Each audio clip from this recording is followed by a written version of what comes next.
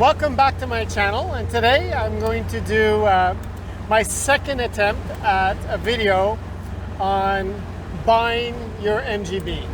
Whether you're young and it's your first MGB and you want a British sports car, James Bond or something like that, or just something to play with, or whether like myself, you had them in the past and now you decided you want another one.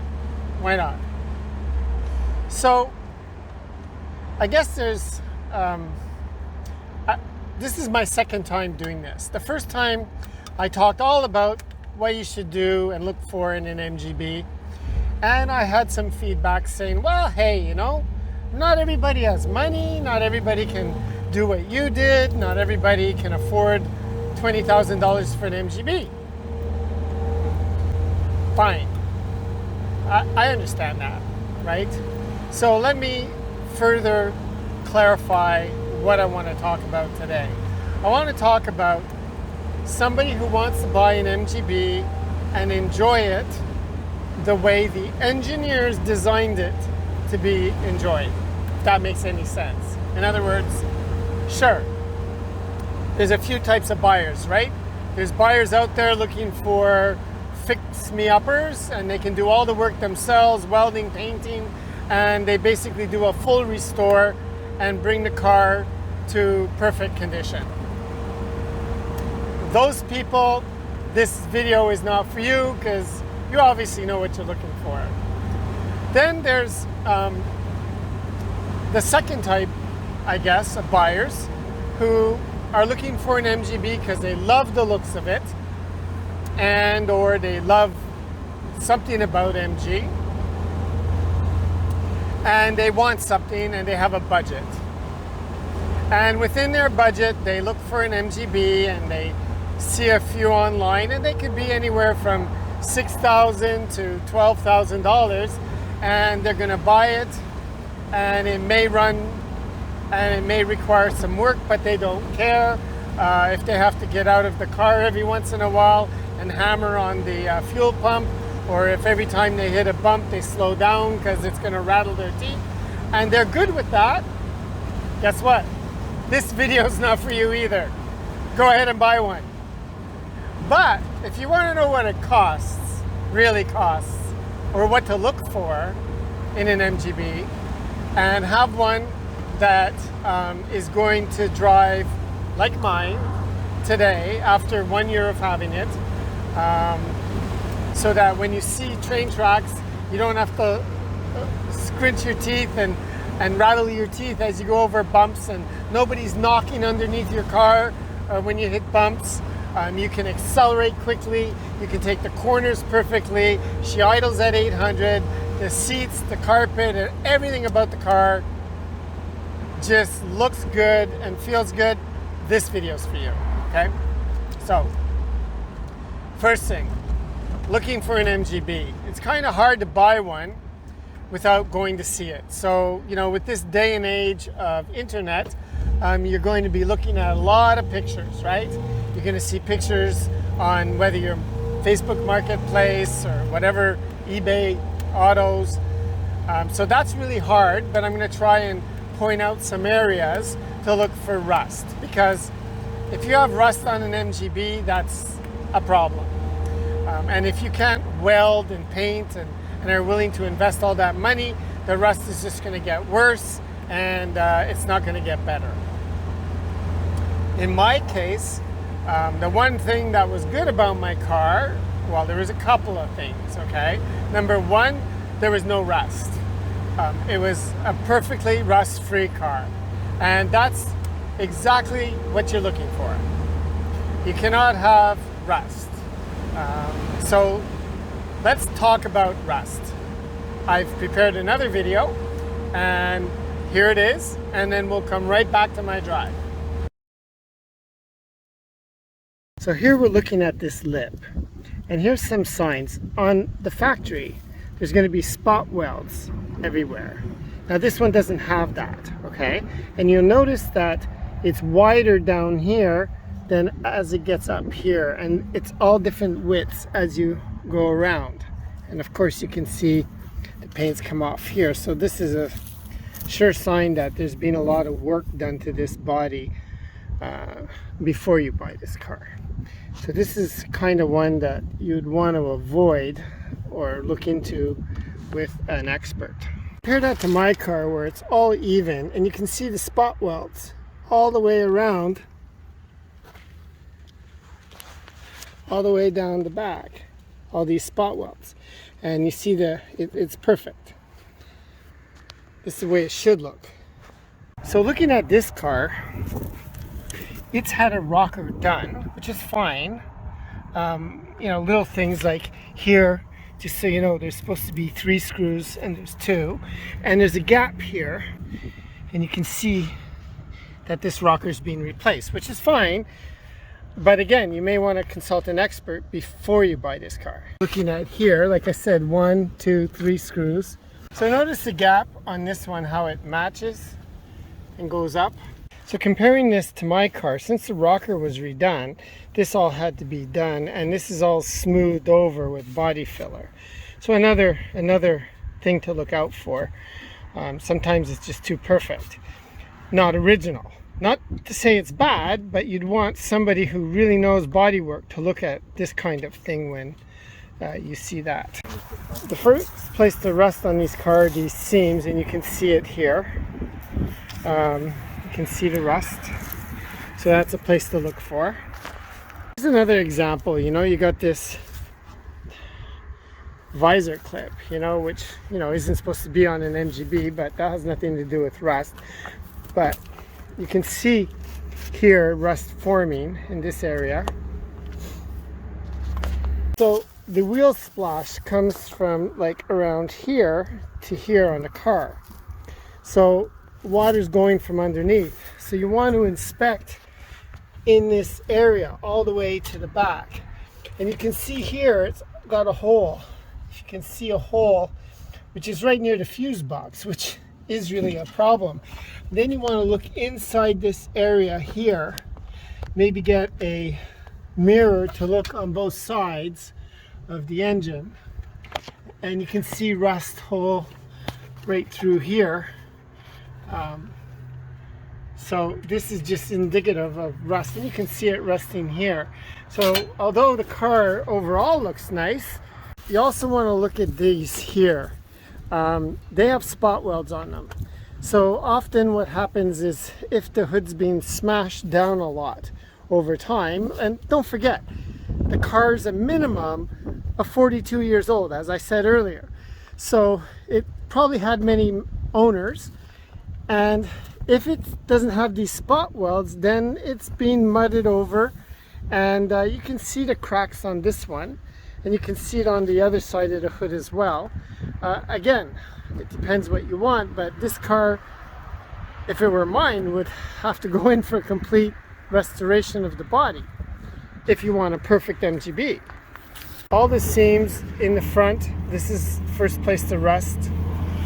Another thing to look for is how the doors fit. This obviously is not fitting properly. It's too tight here, and you can see that it's causing the paint chips here, and it just doesn't fit right, and then again there's that gap, right? Often what you'll see is hints of the door splitting down here from the window shaking, and same here, you can see it starting. This one obviously doesn't exhibit that, but you should be looking in this area where it splits. This is a common spot. So another part which is really vulnerable on this car is what they call the castle rails. And one easy way to check is to look underneath. And if you see anything gone in this area, you can rest assured that it's gone throughout the castle rail. So let's have a quick look underneath this one here. And you can see here. And you can bet that if it's rusty here, the castle rail all the way down is going to have problems as well. So that's kind of your frame, the castle rail. So, you know, when that's gone, that's a major. I mean, you're going to want to address that. It can be patched, but you need to consult an expert, and it's definitely not going to result in the kind of car I have and the kind of car you want of being perfect. This is the kind of car for the guy who wants to do a complete restore, and he could restore this and fix it. So another thing to look at is patches. Like, you can buy fender patches, right? So for example, when you do that, and it's not that it's bad, it could be a really good job, but to tell if this is being done, you can look on the inside and you can see this sealer here, which is sealing the patch going down that was added later. Probably it was a rusted fender or something, and it's being repaired. So you can see this one, it's not joined as well. You can see it. Oh, I'm putting my finger and it goes down. You can see the edge. Another place to look is lifting the carpet just under the back lights. Right in here, you'll see maybe some holes. This one doesn't exhibit any, but you want to look there because on the outside, they typically will start rusting under here like that. So we don't have one that clunks, but what you want to do is when you close the door, it should close. If it's sagging, it would kind of have this clunk as you close it. So that's an indication of an issue. So you want to be able to just close the door. And then we'll just have a look at the door, how it closes. Perfect. And we'll look in the trunk. Oh, bit of mess in my trunk, but you can look at no welds. This is all one piece, original. And the same in the back. There's no rust there. It's all painted, original paint from the factory. That's what we're looking for, original. And if you look at the pictures of my floor, I can show you. You can lift up the carpets. Here's another example where, you know, there's no seam because it's all being done differently. And so I'm not saying it's bad, but it's certainly not original. And there's probably a lot of putty involved and a lot of future rust. So here you can see the inside of my engine and the edges, and you can see how nice and clean they are. So you'd want to look for that. If you look inside on the fuse box here, and then we'll take a peek inside here, put the light like this, and you can have a look inside, I think, and see how clean it is in there. And generally speaking, you want to make sure everything, you can see the rivet marks up here and the edge. So everything is clean, all original, and that's what you want if you're going to buy one. So here's a picture of the body. You can see that, you know, here there's some wax marks, but no rust, no crack marks here or there. You can see along here, it's nice and clean down here. And again, you can see all the rivet marks, which is all original. You should see those rivet marks here.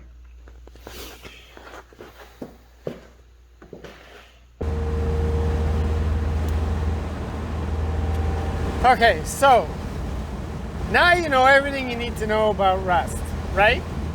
Probably not, but it's all I can tell you. So the next thing to understand about buying an MGB is that it's 40 years old or 42 years old minimum, right? They stopped making them in 1980. So that's 42 years, right? That's 42 years, sometimes 52 years old. Some MGBs, believe it or not, are made up of two MGBs welded together, repainted, put together in, I don't know, 1990, sold to somebody, sold again, and now it's for sale and you're looking at buying it. So the history of the car is kind of really, really important. You really want to know the history. When I bought this car, I got a little bit of the history. One of the things I was confident in was the body and the engine.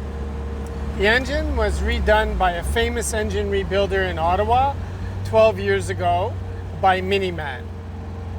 So I was confident about the engine. I'm not a certified mechanic, so I think if you're buying an MGB, you gotta have a good engine, right? I mean, otherwise an engine job will easily cost you $9,000, $10,000, $12,000. So how do you do that? Definitely have it examined by a mechanic. If you don't know what you're doing, if you do know how to check an engine, you're going to be looking for, oil leaks. You're going to be looking for compression. You're going to be looking for the spark plug colors and so on. And even if you have, like I do, a little camera that can go in the cylinders and have a look inside the pistons, that's cool as well. But you got to start with a good engine. So have it checked by a mechanic if you don't know.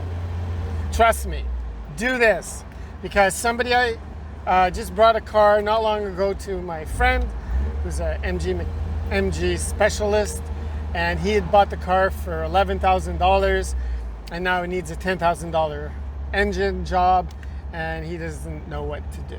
So you don't want to be in that position, do you? Second, transmission. Let's talk about that. I have 4-speed with electronic overdrive. Personally, I can't imagine driving this car without the electronic overdrive, because I can be doing 70, 80 miles an hour and I'm under 4,000 RPM easy. So at 32 RPM, I'm doing like 70. Without the overdrive, I'd be doing way over 4,000 RPM. So that's, in my opinion, a must. That's just for me. If you want an MGB just to go around country roads at 80, 90 kilometers an hour or 50 miles an hour, fine. But if you want to get on any highway or do serious speed and terrain and you want to drive at 70 miles an hour or 110, 120 kilometers an hour, trust me, overdrive is the way to go. And of course you want to make sure that that's working as well. And if you don't know how to do that, consult a mechanic before you buy the car. Remember, I'm going back to it's 42 years old. So now, everything else on a 42-year-old car is questionable. Really, it's all questionable. I mean, let's start with mine. I bought the car, the front shocks were leaking and weren't very good. So I had to send them out for rebuild, $500, right? And basically the gas tank sits on top, just sits below the trunk. So there's a little gap in there, and that's where little pin rusts occur from water getting trapped in there. Change the gas tank. Then if I'm changing the front shocks, I had to change the back shocks. They needed redoing. Then the fun started. Carburetors. Carburetors, remember, SU carburetors especially, they've been around for a long time. And if you're getting a rubber bumper with SU carburetors, they came off another car. You don't know back in the day what they grabbed and put together, whether it was right or wrong for that car. And sometimes you'll even have, different parts on different carburetors that don't match. So I sent mine out to be rebuilt by an expert. Read my blog about carburetors. Okay, should I rebuild them or should I send them out? It's an excellent article and you should plan on it, unless the owner has a very good background like I do. So we'll look at that in a minute. So then all of the suspension, the bushings, the springs, the shocks, all of those things, the steering rack will need oil and maintenance. The alternator's questionable. The engine probably needs flushing. New wires, new distributor cap, new rotor, new. Goes on and on and on, right? But once it's all done, you got yourself an excellent car. So what does that cost? I think in my case, I was very lucky. I got my car for around $4,000. Believe it or not. Yes, that's a steal, I guess. That's what a lot of people tell me. But what I can tell you is at the end of the day, doing all the work myself, except for 2 jobs that I had the sports car factory do, this car has cost me around $19,000. $19,000. You heard that, $19,000. And she runs like a charm. And she's got the little extras that I like. For example, in that $19,000, I got really high beam lights in the front that allow people to see me from a distance. I got enhanced brake lights in the back. I have this roll bar that's installed correctly with backing plates in 3 directions, X, Y, Z. I have a pad on it that's SP certified to protect my head from a major concussion. I have a wind blocker installed, new stereo. It's all done. But it cost me $19,000, and that's not an engine or a body or a paint job. So think about it. If the owner doesn't have a book like I'm about to present you, showing you all the stuff that they've done, if they say, for example, I did a tune-up, changed the wires, changed the plugs, and all that's wonderful, but everything else is going to need to be done. It's 42 years old, 52 years old. That simple. So let's have a look. Just remember, this is going to go by fast, otherwise you'd be all day looking at my receipts. But the nice thing is you can pause and look at each one individually and see exactly what I spent on everything from brakes, all redone, to suspension, to bushings, to you name it. Let's have a look.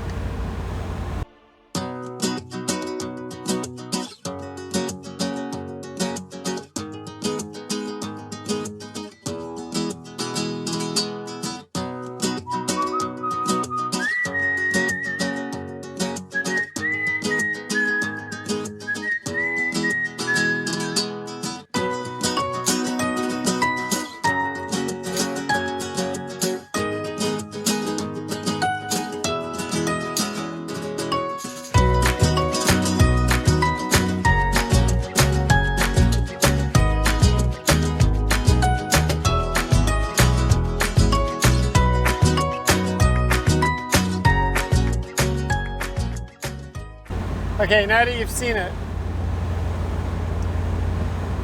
you need to find out what was done to the MGB.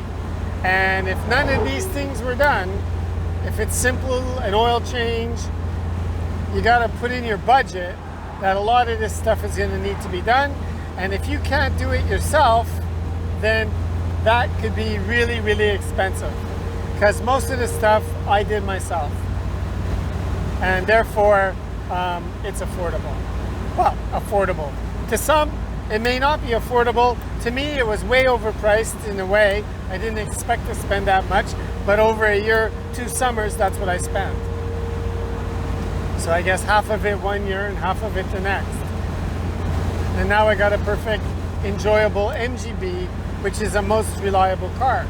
And I can tell you, when I bought this car, everybody in every club, everybody I knew with an MGB said, you know what? Get CAA, get premium CAA with the maximum towable allowance. And I did. And I got my wife added on. And I've been paying that for 2 years and not 1 tow. So they've been making out like a bandit with me. But I like it that way. That's the way it should be. I enjoy my car. Today, for example, is November 7th. It's kind of windy out.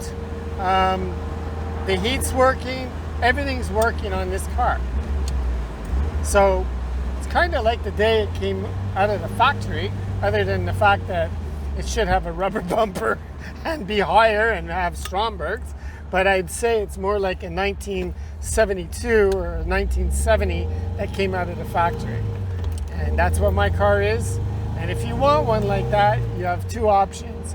You either buy low, make sure the body, engine, and transmission are good, and then plan to spend some money thereafter, or buy expensive right off the bat. Get somebody like me who has all the receipts, who can demonstrate all the work that's being done to it, and use my video, as the receipts that you'll be looking for. Brakes, pads, calipers rebuilt, new rotors, new brake lines, bushings, gas tank, springs, shocks, right? And then of course I redid the carpet and the foam in the seats. That's another thing. The foam in the seats are finished, trust me. 42 years, they're gone. If they haven't replaced the foam, you're gonna be sitting on something that's really not comfortable and will sink in like a hole, and you need to change them. So there it is. My rambling of the day on the way to the sports car factory. Yeah. So that's my ramble, and good luck in looking for your MGB. Send me a message if you have any questions. Okay? Have a great day. Subscribe to my channel, please.